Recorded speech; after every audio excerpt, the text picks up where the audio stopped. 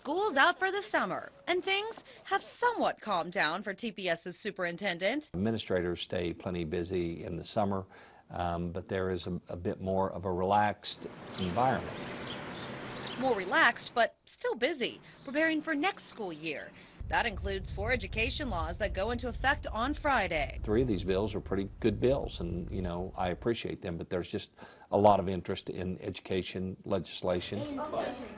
The first provides more money and grants for teachers. What it does is it allows the opportunity for you to have a checkoff on your income tax saying that you would contribute to this fund, and then grants could be appropriated from the State Department of Education to help teachers with various projects or with materials or supplies. Another law that Ballard likes expands certification that special ed teachers can get so they can teach early childhood or elementary education too. Much of what you learn in the special ed program can apply to the other areas. A third law he approves of doesn't really affect TPS. It applies to smaller districts, allowing them to share a superintendent.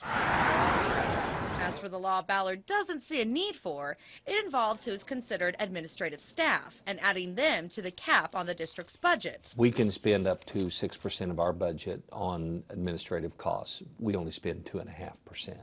So I don't know what the purpose of now saying that an assistant superintendent secretary counts in your administrative cost. Right about the same time school's set to start, the city of Tulsa will hold its next election. And for the first time ever, voters will have to show an ID to vote.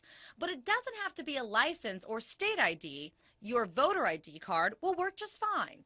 And if you forget your ID card, if it's convenient and then go home and get it, that's great. Otherwise, they would have to vote a provisional ballot, which just means that it has to come back to our board to be reviewed to make sure that they are who they say they are, and they may be asked to come back to the election board the next day and bring their identification with them. Changes that the election board has prepared for, and so is TPS.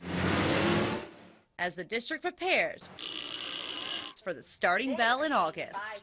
Marla Carter, 2 News works for you. I think I have mentioned that to you before, May.